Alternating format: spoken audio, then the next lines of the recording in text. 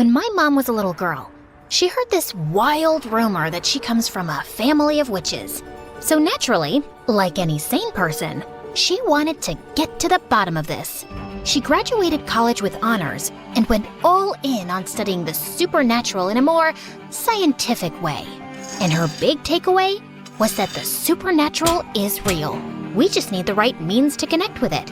But even though Mom became super famous for her groundbreaking work, she still couldn't figure out if our family had any connection to witches. She was so obsessed with finding the answer that she neglected everything else, which didn't sit well with Dad. They fought all the time, and eventually, he had enough and left. Soon after, Mom realized she was pregnant with me. So she dropped her research, moved into her childhood home with Aunt Jessie, and became the most devoted mom ever. But the second I started high school, she drove right back into her witch hunt. She even had this creepy little office where she kept all the souvenirs from her years of research. And Aunt Jessie absolutely hated that place. Oh my God, Kara, who gave you that awful haircut? Mom did. What's wrong? Nothing, except you looked like a shaved squirrel. She looks fine, Jessie. And why are you in my office anyway? I thought you hated coming here. I do. It's just that I need some money. I'm traveling to Bora Bora tomorrow with Jack, and I don't want him to see me as some wannabe leeching off his money. Who's Jack? I thought you were dating Mark. Ugh, Mark was such a bore, so I broke up with him. Now I'm dating Jack. You know he's an entrepreneur and he owns a yacht? A yacht! Only 1,000% of the world population own a yacht, and Jack is one of them. Now, if you're done interrogating me, can I have some cash? Aunt Jessie was Mom's twin sister, but unlike Mom, Jessie was a total free spirit. She drifted from place to place, never held down a steady job, and dreamed of marrying rich so she'd never have to work. Mom thought Jessie was a total flake, and for Jessie, Mom was one science experiment away from turning into a mad scientist. So, obviously, they never got along, and life went on. Until one day, everything changed. Yeah, we say that a lot around here. Just like we keep asking you to like and subscribe. So please go ahead and do that. Anyway, Mom was in her creepy office doing her usual research when we heard a loud crash. Jessie and I rushed in to check on her, and there she was, passed out cold on the floor. Her research papers were scattered everywhere, and right in the middle was this weird necklace. I ran to Mom's side while Aunt Jessie called the ambulance, but when the paramedics arrived, they said she was in a coma. Mom was rushed to the hospital, but the necklace stayed behind. I couldn't bring myself to leave it there. It felt important, like it might hold the answers we needed. So I took it and always kept it close to me. Oh my God, just toss that ugly thing already. No way! This was the last thing Mom was researching before she collapsed. She might need it when she wakes up. For what? To wear to some ugly necklace convention? Kara, you're 18. Go live your life. You sulk way too much for a teenager. And you're way too wild for someone in their 40s. Don't you care about Mom at all? Aren't you even a little worried if she's ever gonna wake up? Look, your mom's nuts, okay? For all we know, this is because she spent too much time chasing ghosts and ancient nonsense. Now, do me a favor and stop playing detective. Aunt Jessie grabbed my arm and I wanted to pull away, but I was too stunned. Not because of what she did, but because of what I saw. I had this vision where I saw Jessie in Mom's office, pulling money out of her locker. You stole from Mom's locker? What locker? I didn't steal anything. But I just saw... I grabbed Jessie's arm again, and just like before, I saw her in Mom's office stealing money. I was trying to make sense of what was happening, when suddenly, my eyes fell on the necklace in my hand. I kept it down and touched Jessie again, and nothing. No visions this time. Could this necklace actually be showing me something? Oh no, you've got that look. The same one your mom got whenever she went on about ghosts or spirits or whatever nonsense she wasted her life chasing. Jessie kept groaning about something, but my brain was stuck on the fact that the necklace actually had powers. Every time I held it, these weird flashes would hit me. I didn't totally get what they were. Maybe they were some blurry sneak peeks into the future. Honestly, with Jessie's track record, seeing her steal from Mom felt pretty believable. But I needed proof that this thing was legit. So the next day, I wore the necklace to school, and like I suspected, every time I bumped into someone, I saw a glimpse of their future. Like, I accidentally brushed up against Madison, our cheer captain, and saw her flipping out in front of everyone. Sure enough, later that day, she dumped her boyfriend and destroyed his locker. I also saw Kyle, the class clown, going home alone to his cats, which was kinda sad. But then, I saw the rude school janitor having a terrible lunch that would keep him in the bathroom all afternoon. That instantly lifted my spirits. Oh, wow, this is the best day ever! Whee! Talking to yourself, Kara? Is that your secret strategy to beat me on the test? Hate to break it to you, but it's not gonna work. Ugh, Ethan. Of course he had to walk in and ruin my perfect day. Ethan is in my class, and he's probably the most perfect guy ever. Rich, popular, a face that looks like it was carved by angels, and of course, perfect grades. He's got it all. But here's the kicker. Ethan's insanely clumsy. It's almost a talent, how bad he is at holding on to things. Lunch trays, expensive vases, kittens, you name it, he's probably dropped it. And yet, somehow, his clumsiness just makes him even more charming to everyone. Well, everyone but me. I just thought it was hilarious how someone so perfect can be such an uncoordinated mess. Oh my god. Ethan, are you okay? Did you hurt yourself? Yeah, I'm fine. Just slipped a little, no big deal. Quick, someone get ice. Call the nurse. Ethan, how many fingers am I holding up? 2? What's so funny? Oh, nothing. It's just, isn't this a little dramatic? He just tripped. He's not dying. Just for the record, I could have seriously hurt myself. What if I hit my head and broke my neck? Would that be serious enough for you? Oh my god, you're fine. You may have a concussion, but that's about it. And you literally fall every day, Ethan. Multiple times a day. And you're walking just fine, aren't you? Ethan gave me the stink eye, and since then, he's been in this weird, unspoken competition with me. He tries to beat me at everything. Grades, gym class, who gets to the front of the cafeteria line first. And even though I have no idea why he's doing that, one thing's for sure. There's no way I'm letting him win. I'm here. I'm not late. Ew, what's that smell? Did you run here? Just ask Kara and I'll lend you a couple bucks for the bus next time you're late. At least I can run without tripping over a rock and rolling down the street. I don't need to run.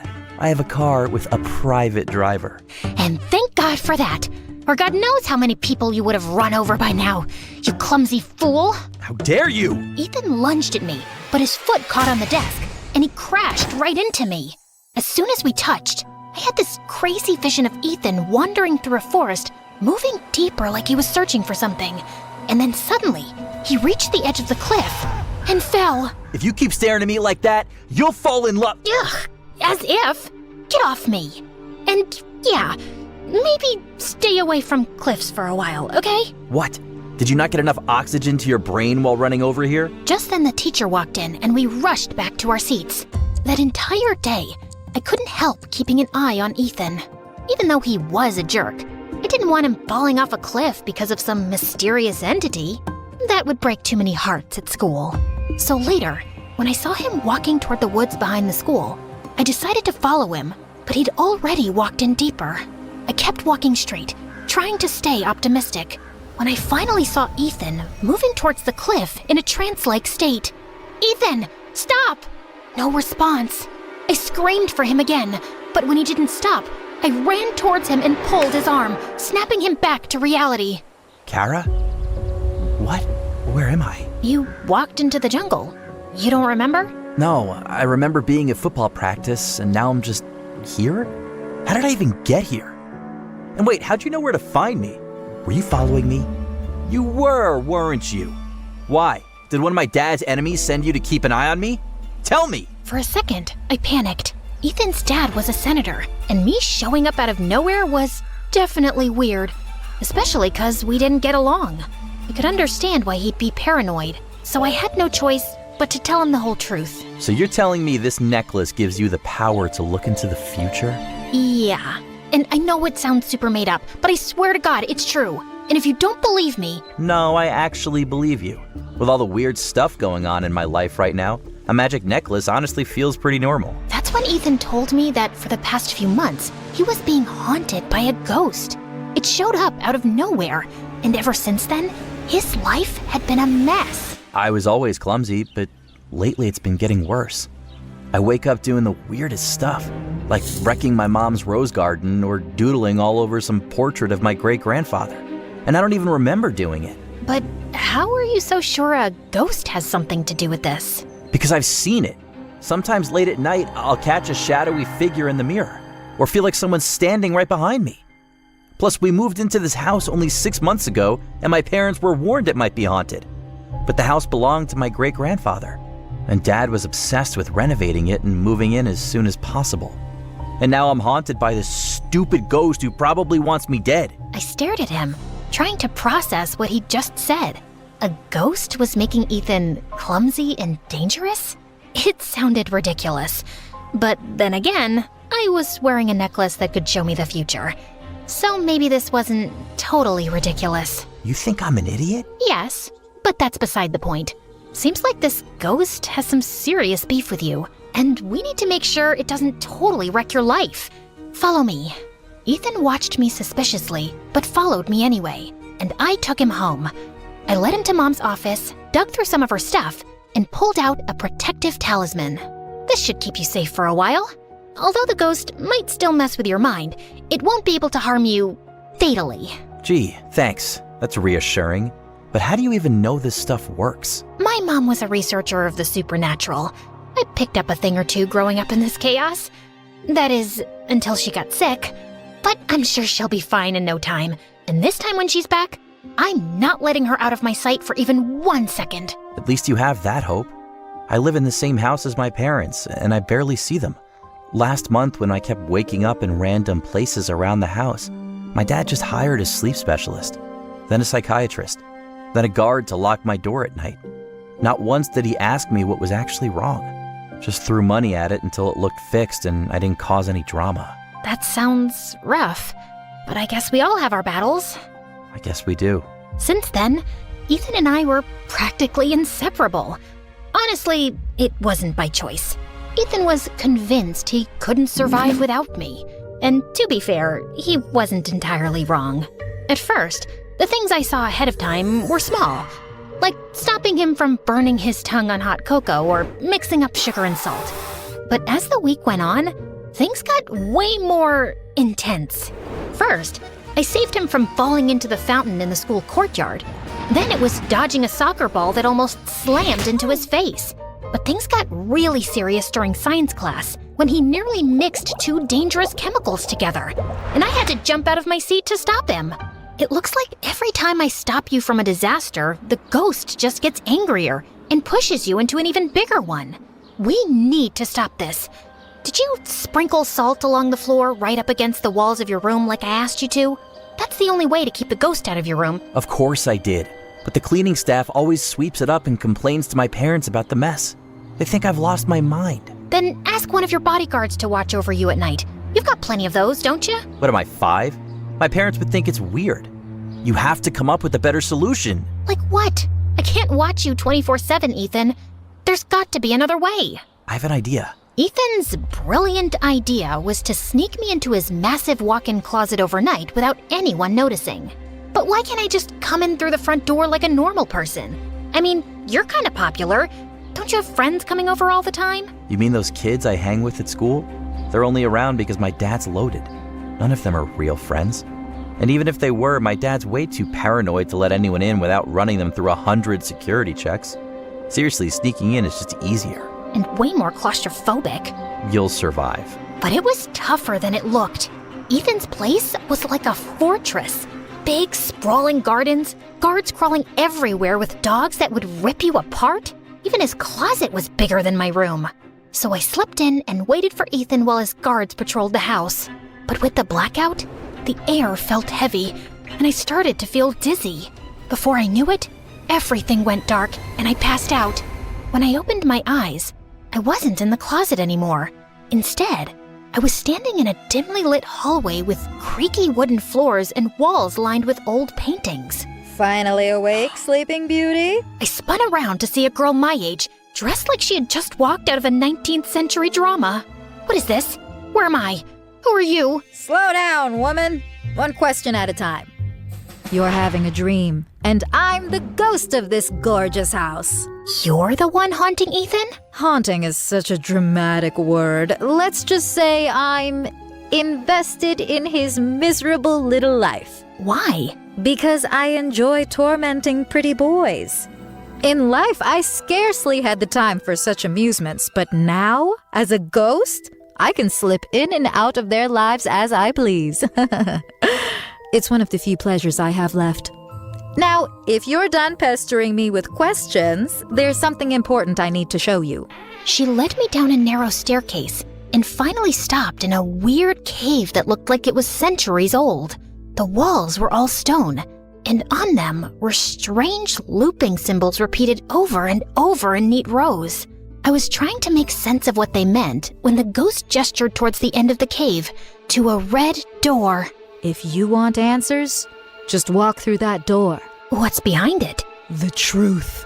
You're really enjoying this, aren't you? Oh, immensely. Now do as I say. You don't have much time.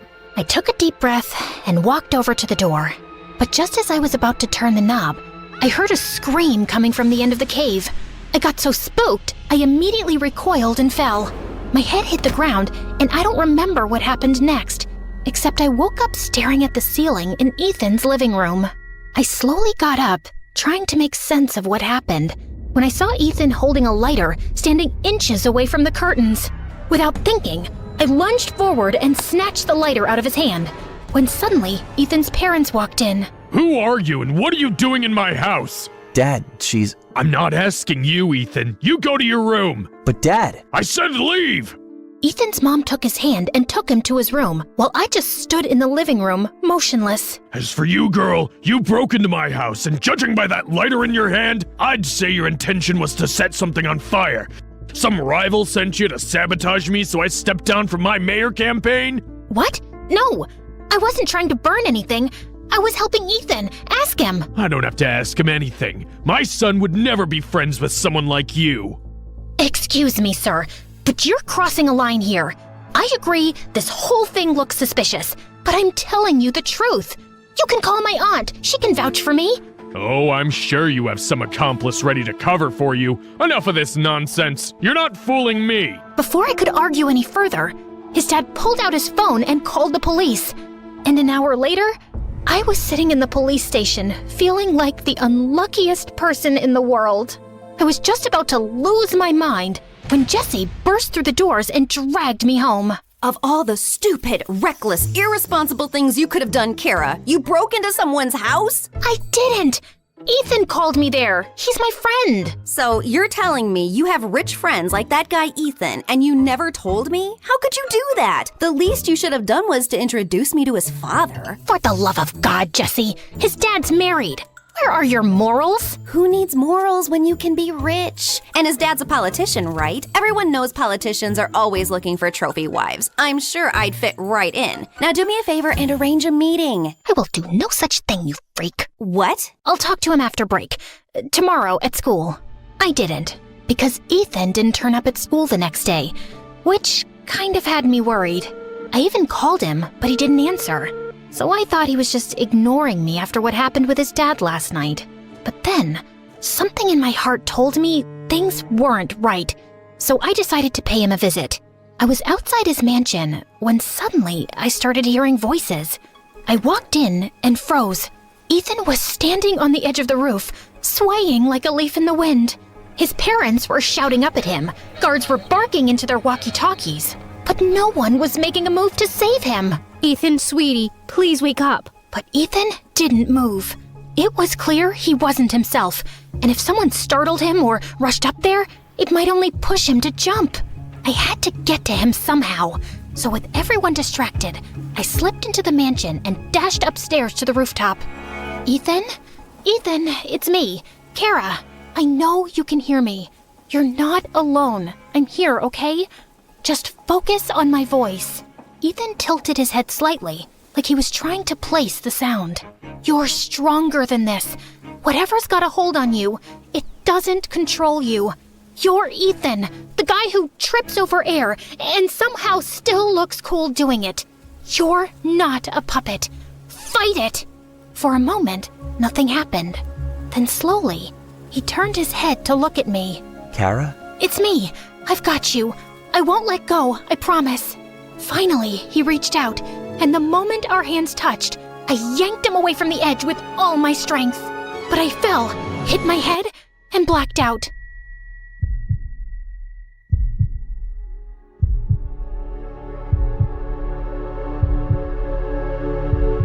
And when I woke up, I was in Ethan's room. What happened? You hit your head.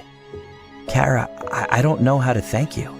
If you hadn't come, I don't think I'd still be here. Good thing I showed up then. There's also something else you should know. Ethan reached into his pocket and pulled out my necklace. The chain was snapped, and the strange pendant was cracked right down the middle. I found it next to you after you fell. Oh no! It was the one thing that still connected me to my mom. I'm so sorry, Kara. I'm sorry that I dragged you into this mess. It wasn't your battle to fight. In fact, there's something you should know. And Ethan told me that he wasn't actually possessed, but had a rare psychological disorder that caused blackouts and hallucinations. It started when he was a kid, but it went away. We thought it was fine until these past few months. He started having these episodes. His dad's political campaign, the pressure, moving into this old place with all its creepy stories. It must have triggered it again. And we tried to keep him safe, secured the entire place, but we failed. My parents didn't tell me this because they thought I might freak out and maybe the condition will worsen. But what's worse than jumping off a roof? Sorry, bad time to joke. But the bottom line is that I'm truly sorry for everything I've put you through. And I'd really love it if we could be friends. Ethan was still talking when my phone buzzed. It was Aunt Jessie, and she told me that Mom was finally awake. I told Ethan, and he immediately offered to take me to the hospital. As soon as we reached the hospital, I rushed into Mom's room and held her tight. Oh, thank God. I was so scared I'd never get to see you again. Oh, my sweet girl, I missed you too. And I've got to say this, you've been so brave. But Mom, I messed up. I broke the necklace. Well, you kind of did me a favor there. Mom's eyes drifted to the broken necklace, and she told me that it wasn't just some souvenir, but an ancient relic designed to imprison souls. I studied it thinking it would confirm our family's history with witchcraft. I thought if I could connect my spirit to it, I'd gain the wisdom I'd been seeking. Instead, the necklace trapped me. My body stayed here in a coma, but my spirit was locked inside. But when it broke, it lost its hold. My soul was released and returned to my body. So, you were in this necklace all this time? In a way, yes. I've been watching you, and you've been so brave, Kara. Although I got a bit freaked out when I saw you walking towards that red door. Wait, you know about the red door? How? I never told anyone about that vision. I know because I was there. That scream you heard was mine. And it wasn't a vision, Kara.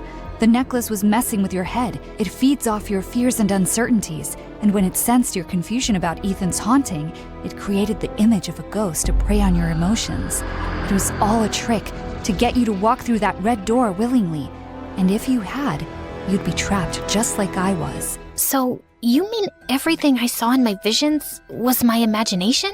But what about the stuff that came true? The necklace has this strange power of showing you bits and pieces of the future, but never the full picture. It keeps you curious, making you rely on it to guide you. That's how it earns your trust and manipulates you. I think I'm gonna lose my mind. No, you won't, because I will never let this happen again. I'm done with these studies, Kara.